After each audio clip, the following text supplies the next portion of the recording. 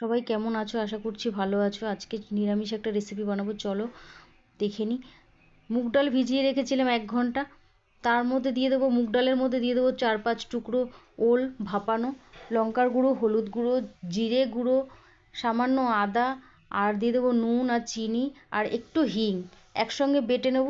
একসঙ্গে সব কিছু দিয়ে বেটে নিলে আর মাখতে হবে না আলাদা করে।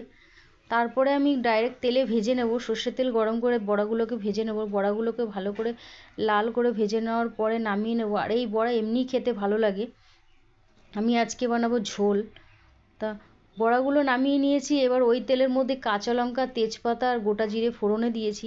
ফোড়নটাকে করে নিয়ে তারপরে দিয়েছি আলু আর ওল, ভালো করে ভেজে নিয়েছি। এদিকে একটা মশলা, ধনে, মৌরি, গোটা গরম মশলা আর গোলমরিচ গুঁড়ো একসঙ্গে শুকনো খোলায় ভেজে গুঁড়ো করে নেব। এদিকে আমি ওলটাকে ভালো করে ভেজে নিয়েছি, লাল করে ভেজে নেওয়া, যাতে ওলটা সিদ্ধ হয়ে যায় এমন করে ভাজতে হবে।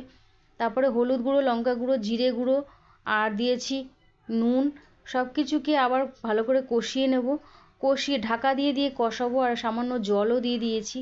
দিয়ে ভালো করে কষিয়ে নিয়ে তারপরে ওই যে ধনে জিরে যে ভাজা মশলাটা, ওই ভাজা মশলাটা আমি দিয়ে দেবো। দিয়ে আবার একবার কষিয়ে নেব ভালো করে।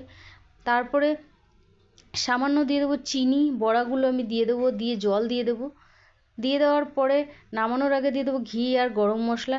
রেসিপি ভালো লাগলে লাইক, কমেন্ট, শেয়ার করবে। ধন্যবাদ।